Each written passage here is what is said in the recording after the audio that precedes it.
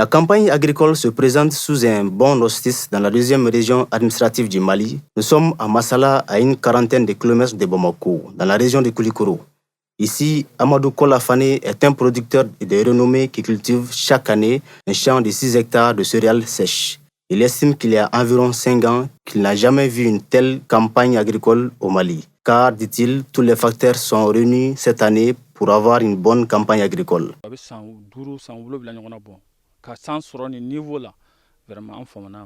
Cela fait près de 5 ans que je n'avais pas vu un tel niveau de précipitation dans nos localités. Cette année, il a plu abondamment. D'ordinaire, nous entendons parler des dégâts causés par la pluie. Mais cette fois-ci, certains d'entre nous ont été directement touchés. Cela me paraît normal car de nombreux agriculteurs cultivent dans des zones où l'eau a tendance à stagner. Il est vrai qu'il est difficile pour un agriculteur de se passer d'engrais chimiques, mais ils en utilisent beaucoup moins. Mon secret réside dans l'engrais organique. Je consacre beaucoup de temps et d'efforts à la transformation des feuilles de qualité, de manguier ainsi que de la bouse de vache pour produire cet engrais naturel. L'agriculture et l'élevage sont mes véritables passions. Ces activités m'ont tout apporté dans la vie.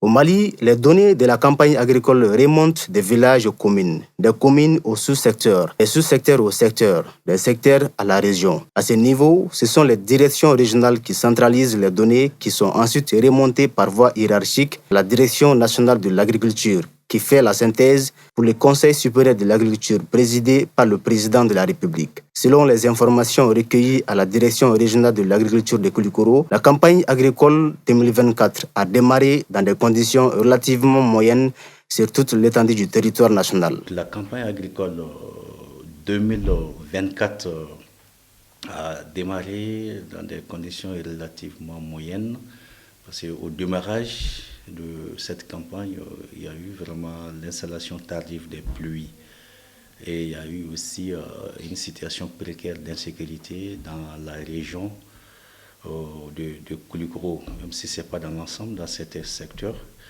Et aussi, il y a l'insuffisance des groupes socio-professionnels. Au niveau des producteurs, il y a insuffisance d'organisation. Et c'est à partir de la deuxième décade du mois de juillet que nous avons connu vraiment un taux de semis important qui était favorable au labour et aux autres activités agricoles ce temps-ci. Et pour vous souligner qu'au niveau de la zone d'Era et la région de Koulikoro, de façon générale, nous avons comme objectif de production qui est de 619 230 hectares, qui représente 9% du pourcentage national, et pour une production attendue de 9 058 267 tonnes, qui représente aussi 9% de la production nationale attendue. Parmi les forces de la campagne agricole au titre de 2024, le chef bureau statistique, suivi, évaluation et communication de la Direction régionale de l'agriculture de Koulikoro salue le maintien de la subvention par l'État, l'appui des partenaires ainsi que l'appui conseil. Aussi, quand vous parlez de campagne agricole, il faut aussi parler des intrants. Cette année, il faut quand même saluer et remercier les autorités. Nous avons bénéficié d'un don de la Fédération de la Russie en urée. Et la région de Koulikoro a bénéficié 1073,96 tonnes. Ça, c'est en urée et ça a été réparti entre les différents cercles et que les producteurs en ce date-ci ont porté sur les cultures. Le champ témoin d'Amadou Kolafane est un exemple de réussite de la campagne agricole qui saute à l'œil. Dans cette parcelle de 3 hectares, il a cultivé un peu de toutes les spéculations. Les mil, les sorgho, les maïs, l'arachide, les niébé, les soja, les gombo, entre autres. Malgré la subvention de l'engrais par l'État, Amadou Kolafani a investi toute sa force dans l'engrais organique.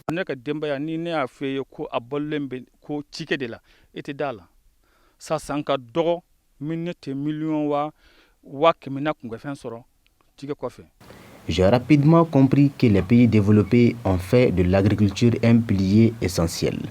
Chaque année, je génère des millions grâce à l'agriculture et j'investis cet argent dans l'élevage, dans mes dépenses personnelles et le bien-être de ma famille. Je tiens à remercier les autorités pour leur soutien. Si j'ai pu atteindre ce niveau aujourd'hui, c'est grâce à leur accompagnement.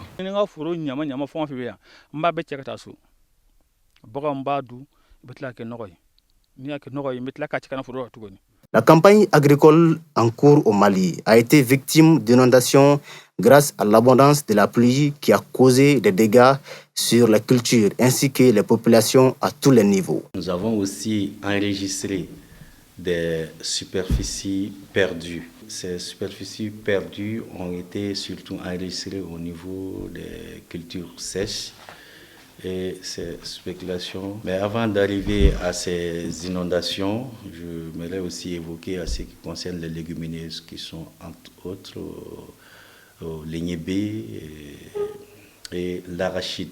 À ce niveau, le pourcentage des semis est important. Et dans la région de Koulikoro aussi, il faut évoquer le semis du coton. Le coton aussi est semé. Quand on regarde l'objectif du coton, on est à 104%.